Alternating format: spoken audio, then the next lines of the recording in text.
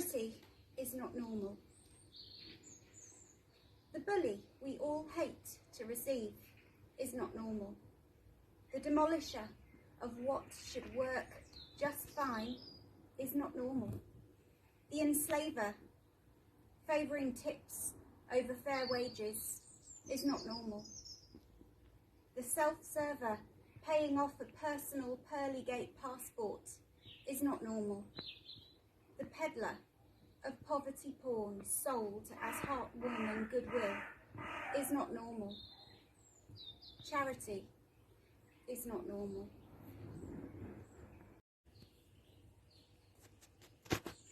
Austere fear. In better times we built a castle with a moat and battlements inside which we will dare to live out dignified existences.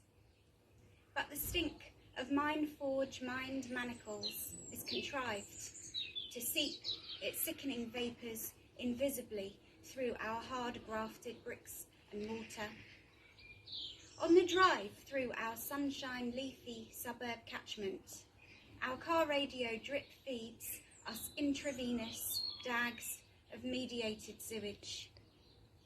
Then, after the 11+ tutor leaves, and we're finishing up bedtime reads, the stench of outside's permeating unease pours its eerie nightlight from our screens. But I will replaster out fortress 4 walls in purifying and protective balms with my own bare palms.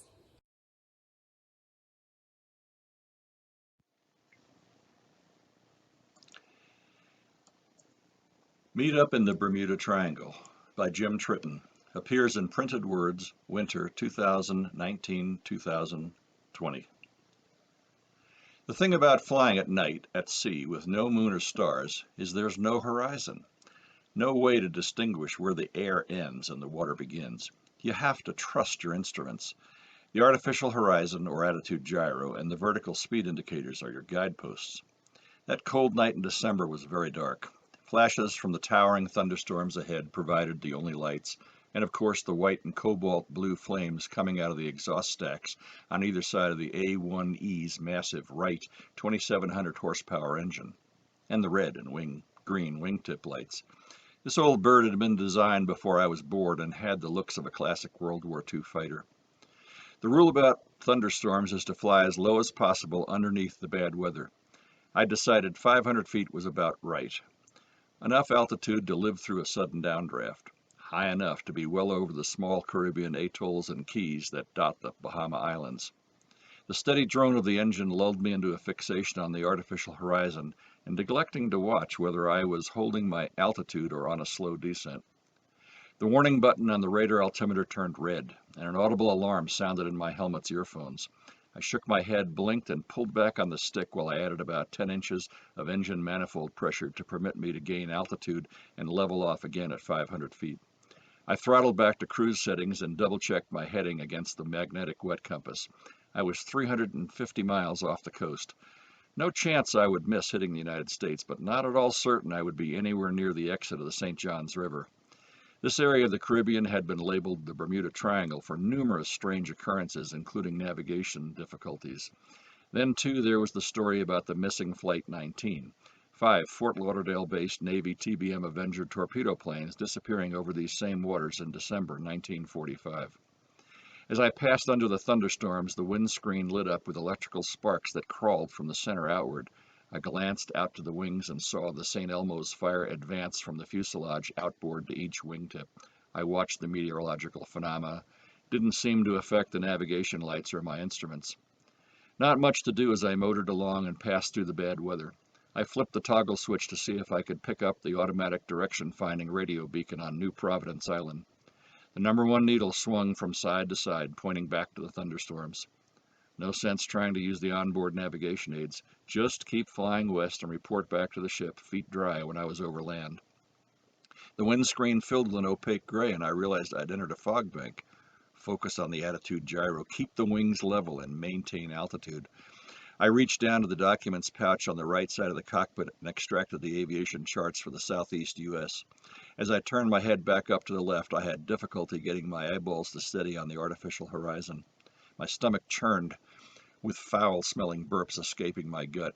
My head hurt, classic symptoms of vertigo and spatial disorientation. Focus on the attitude gyro. Ignore what my body is telling me. I am not in a turn and a climb, and the artificial horizon shows wings level. Do not touch the stick. Disregard the pain in my head. Keep my head steady and don't move it. The nausea intensified, and I opened my helmet bag just in case I needed to barf. I knew I was in a turn and the instruments were wrong. I turned to the right and took off power to compensate. There, that feels better. I'll have this bird thoroughly checked before I take it back to the aircraft carrier. The feel of the plane seemed normal. I smiled without a care in the world as the A1E struck the water, cartwheeled, and came to a stop amid the screeches and sounds of tearing metal. When my eyes opened, it was daylight, and I stood outside the cockpit on a sandy, treeless island. My A1E sat upright on the windswept beach. Somehow it was resting on its landing gear, and there was no damage to the airframe. I patted my body to see if I could feel my touch. I removed my helmet and my orange Mae West and dropped them on the sand. "Hi there," a voice came from behind me. I turned to face the source. I saw 5 young naval aviators in World War II-era tan flight suits and cloth headgear. 5 TBM Avengers sat on their landing gear undamaged. On each side of the aircraft was stenciled, NAS Fort Lauderdale. Looked just like the flyers that appear at the ending of the movie Close Encounters of the Third Kind. The Bermuda Triangle is real? One of the other flyers shouted and asked, "What year are you from?"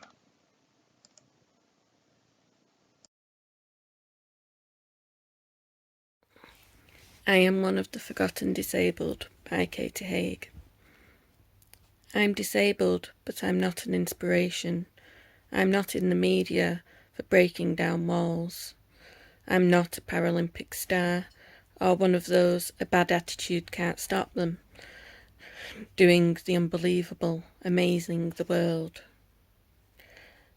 Nor am I at death's door, critically chronic, sympathy in bucket loads, prayers and tears, strangers weep. I'm not she who's always smiling, never showing the pain. She's such an inspiration, I never see her cry. I am chronically ill. I have good days and bad days. Sometimes my bad days really get me down. I get frustrated.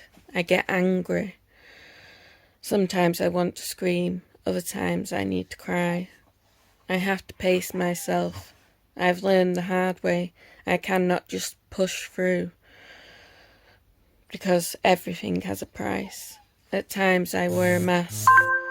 I can paint on a smile, yet I am only human. I can break down, lose myself in pain.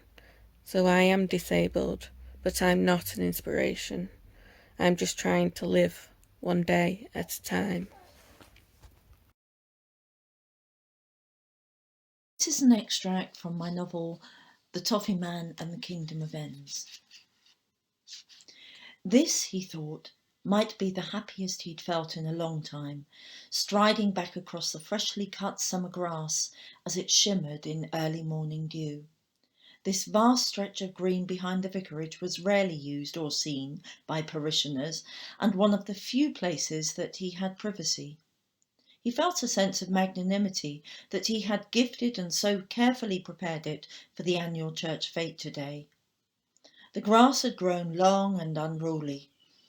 Initially he'd used a scythe, then teased out the cuttings with the rake before completing his work with the mower and the heavy roller. His arms had ached so much this past week that he'd had to hide his struggle to reach and realign the hassocks after services. But now they shivered with pleasure as he leaned into the cool brick wall, his head bowed as he looked out over his glasses. He watched the birds swooping and hopping across the striped lawn, stripes so evenly aligned that they ran from him to a perfectly realised vanishing point. A blackbird scuttled across, searching for worms, finally upturning and pulling a snail from its shell, its cruel but frail claws glistening in the dew. Up above, the sky was peppered with swallows, preparing for their long journey home in the coming weeks. The grey, surly skies, with their foreboding red streaks, illuminated the first blushes of red and yellow in the leaves, and the filigree of their veins, throbbing with the force of life. How could one doubt the presence and movement in and of God in all things? As he turned back to the house, the first rays of golden light broke and threw a shadow of the house to the side, and the conservatory became a temple, reflecting the magnificence of all that surrounded it, reassembling into a glory of broken colour and meditations, coming to know themselves anew. He stopped just inside the door. The conservatory was full of boxes piled high on every surface, waiting to be unpacked for this afternoon's fate. He could already hear Eunice in the kitchen making preparations for her final bake, before she would call him to help with the buttering of bread that she had baked yesterday afternoon, and he had blessed before supper, before they had shared their agape feast with Sally, Jasper and Ted from the chapel. Of course, the agape was an opportunity to share not only food, but to explore the thoughts that facilitated their religious journey and the doubts and fears they came across that challenged them on the long road to Christ. This year had been particularly troubling with the arrival of the Smart family. On the surface, the problems had been practical and basic. The more disturbing problem was Mrs. Smart's mental health, not improved by her drinking habit. They'd all agreed that Mr. Smart had proved to be more able than his prison record suggested. But Eunice said she herself had found the children particularly testing in Bible class, and mainly April, who seemed to lack any proper humility or instinctive obedience, and was set on destroying any chances the family had. It was true, they had all agreed. This last act of vandalism on poor Clara's caravan seemed to place her in possession of the devil himself, that having found Clara asleep in the garden, or as later discovered, collapsed from a stroke, April had surrounded her with dead flowers, removed her own clothes, and painted the caravan and everything in it completely white, including herself. It did indeed suggest some accursed state. Ezekiel had spoken to the child himself, and had not been able to draw anything more from her but tears. As he passed through the conservatory, he firmed the loose soil around a few bases of the twine crosses that April had brought to them a few weeks earlier. The twine crosses that were to provide the stakes for the dormant life beneath the soil. Secretly, he felt the light of the Holy Spirit was in her, and he considered how he might encourage others, and April herself, to see that light burn more brightly. And of course he realised this year had brought Eunice to confront her own secrets she had not brought into the light of agape meetings or even with him, but secrets that remained shrouded in the dark murmurs of furtive prayer that he would fall asleep to, as her conversations with the Almighty shuddered along the silent corridors and through the walls to his room at all times of the night. Thank you. This is Andy M again. Okay, next two pieces are from this gorgeous magazine, Printed Words, the Spring 2020 issue, which is issue 5. I've had two pieces published in this one, and it makes sense to read them both, because unfortunately this is quite a heavy topic, this one, but at the back end of last year, 2019, unfortunately my father got took into hospital after having a stroke, and we nearly lost him, unfortunately. And it's that sort of situation where you're forced to reevaluate your life and also your own emotions, and things like that happen. And these two poems, and they're not particularly long poems, are part of a longer sequence called Inheritance. Inheritance 1. You became your father last night, and he became your son in your dreams. After you visited him in hospital, not long after he had his stroke. Don't feel guilty, he said to you, as you entered his room. It was inevitable this would happen, whether etched in stone or bubble wrap. suffocating this change over decades into unsettled memoirs, blown like sand into the air over this tension, weaving both of your disappointments into similar long coats, spread apart across 2 generations, becoming one with your hearts on your sleeves. Okay, this is part 2. Inheritance 2. Remembering your brother's birth, it is easy to think of another story than when you nearly lost him when he was born, rather than watching your father shaking like a freshly born child in the same hospital just over 40 years later after his stroke. Running down that corridor past Ward 11 and then Ward 12, and reversing back again with the words, "He's here! He's here!" playing in your ears even now, almost illegible in excitement, merge now into worry as the doctors take you down to him. 40 years before your skateboard led the way, now it is your fear nesting in your thoughts, tapped in your footsteps, surrounding your memories when they won't let you in them to meet your brother for the first time. Now it is when the doctor wants to speak to you about your father instead.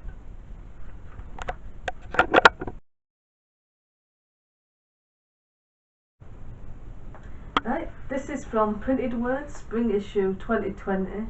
I'm Amanda Steele, the editor of Printed Words. I had an extract of Ghost of Me published in this issue, so I'm just going to read the first page, so it's an extract of an extract.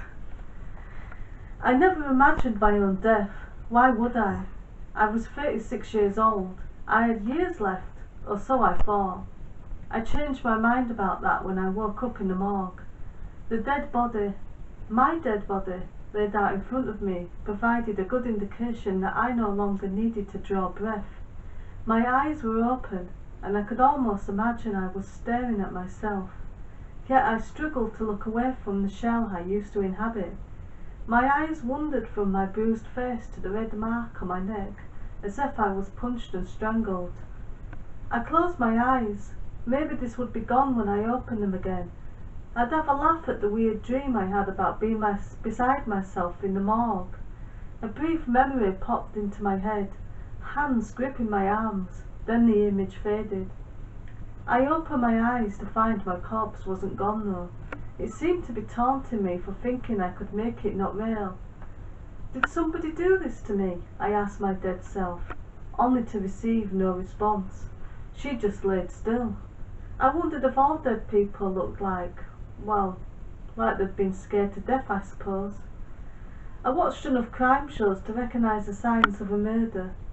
I recalled those same crime shows. Copying what they did seemed like my best option. The first step was to examine the victim.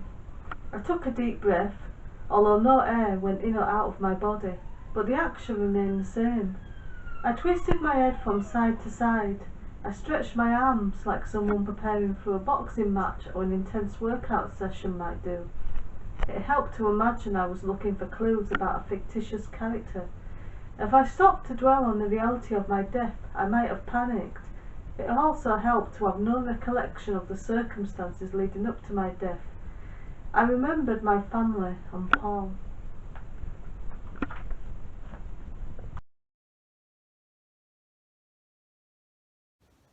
Hi, I'm Lennart Lundh, and I'm reading Elegy. Dig the small grave and place the smaller body so, just so. The chill May rain and the warm human tears falling on her head will serve for the ritual washing of this pup, barely 2 days old. Some future digger after truth, alien or human, kneeling with trowel and brush at this grave, will note in clear, careful script the wonder that a people would be so deliberate with the smallest of their God's creatures and so careless of themselves.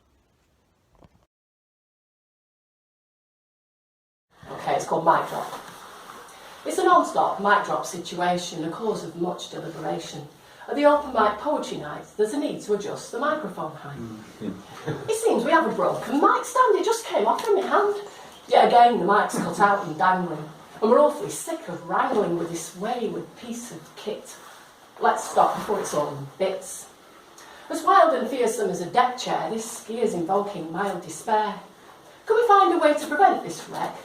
There's not much need to have a sound check, just an estimate of how tall we are. Perhaps we should stand against the wall, we can order us all by height and spend less time in a technical fight. All the 5'2" come forward, please. Still, I'm guessing it's quite likely this blessed thing will seize.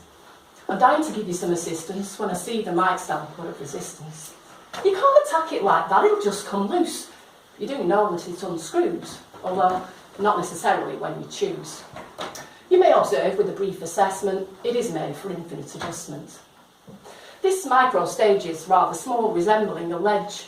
I'm wincing as I see the mic stand teetering on the edge. Don't put it there, I've got to stop myself from jumping up. Yes, I know I'm a bit of a control freak. It gets mentioned to me pretty much every week. As if me sat here with my jaw clenched is going to make the slightest difference. You don't need any interference. I know I have a problem, it's just my fussy brain. I have a tendency to mumsplain. It's all going fine, it's a minor issue and a source of some amusement. Even if the whole thing's come undone, we're all still having fun.